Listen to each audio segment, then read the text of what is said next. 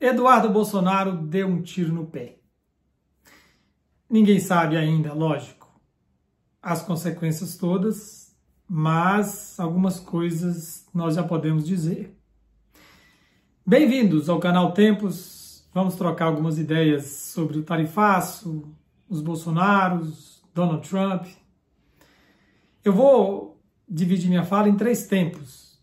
No primeiro, falar da dimensão simbólica dessa problemática nacional, nacionalista.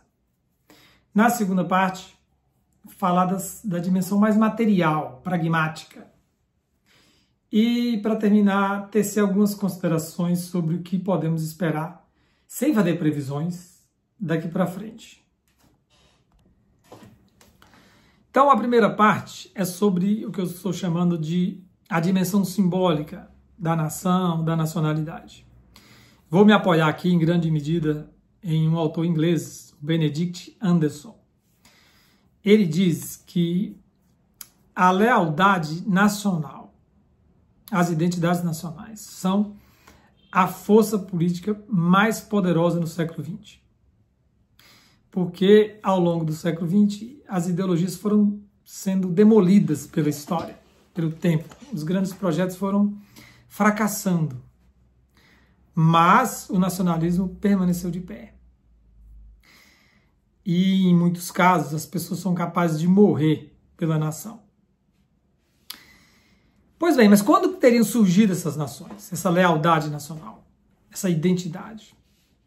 Para ele, as nações são um fenômeno da era contemporânea. É algo recente, da passagem do século XVIII para o XIX, surgindo inicialmente nas colônias espanholas, na América Latina. O conceito está baseado numa ideia fundamental, que é a ideia de comunidade imaginada. Imaginada por quê? As pessoas que integram essa comunidade não se conhecem, não se encontram, não se veem. Mas elas se imaginam integrando a comunidade por alguns mecanismos, como a imprensa, a literatura, a história, a geografia. E elas sentem que fazem parte de algo maior do que elas individualmente, que é essa comunidade maior, nacional. E aqui está uma chave fundamental do conceito. É a ideia de pertença, de pertencimento.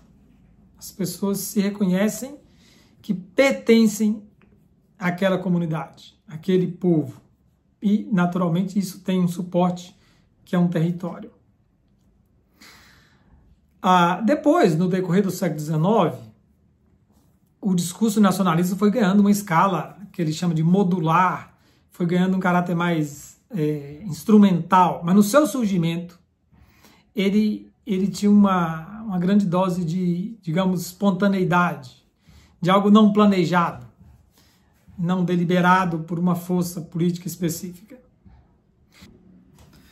E sendo algo que surge de maneira semi-fortuita, como diz o autor, e não como uma manipulação, um projeto político deliberado de um grupo, o sentimento de pertencimento, no caso, pertencimento a uma comunidade nacional, é muito forte. E o autor chega a dizer que ele é comparável ao fenômeno religioso. Por isso, é melhor você tentar estudar os nacionalismos como se estuda as religiões, e não as ideologias. Essa é a dimensão simbólica. Claro que o grau, a intensidade desse fervor nacionalista varia de um povo para outro, de uma história para outra, de um país para outro.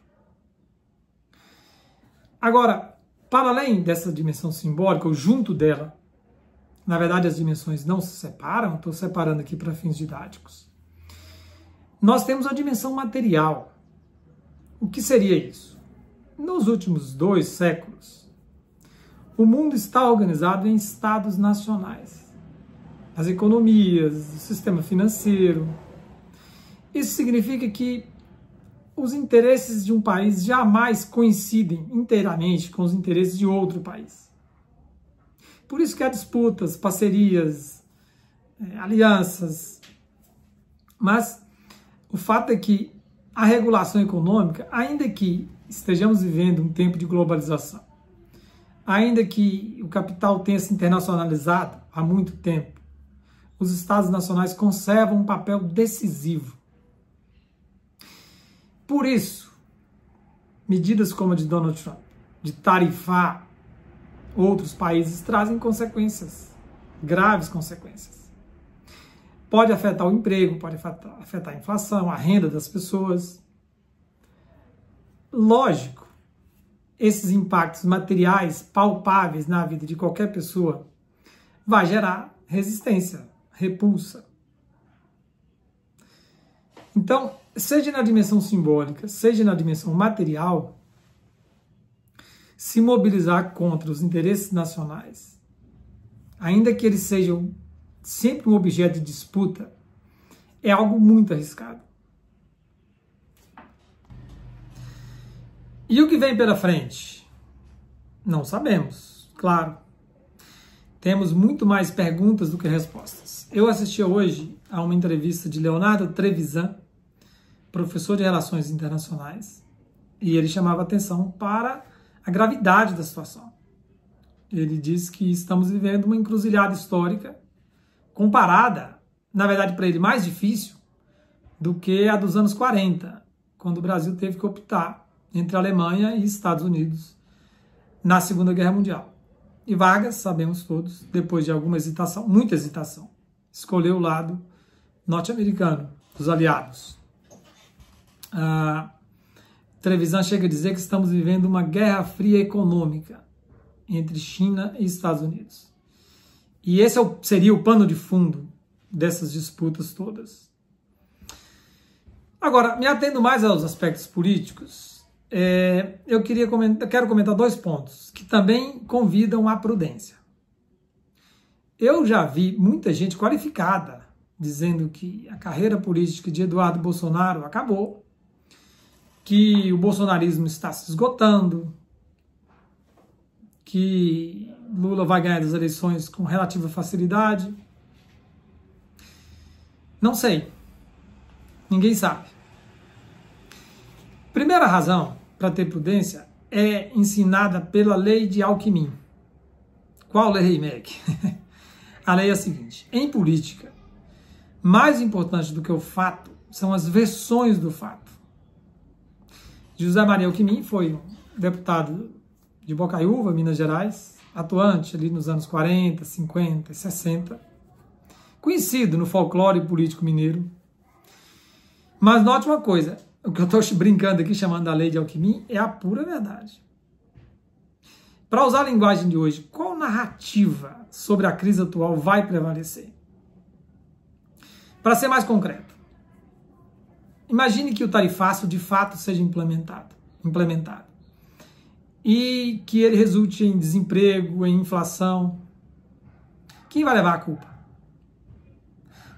Quais serão os impactos disso nas eleições do ano que vem?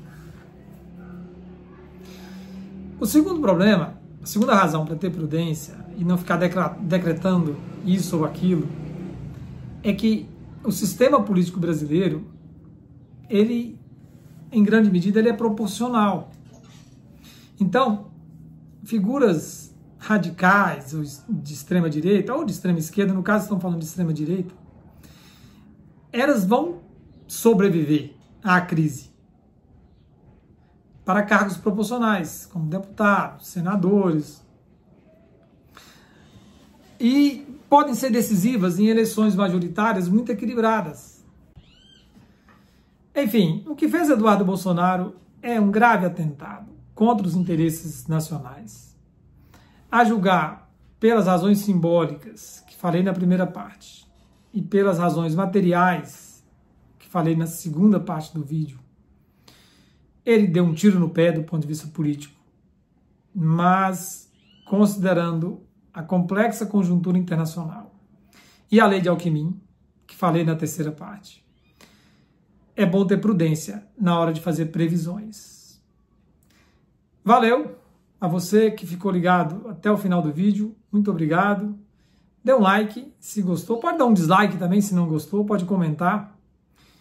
E nós voltaremos em breve para um novo comentário.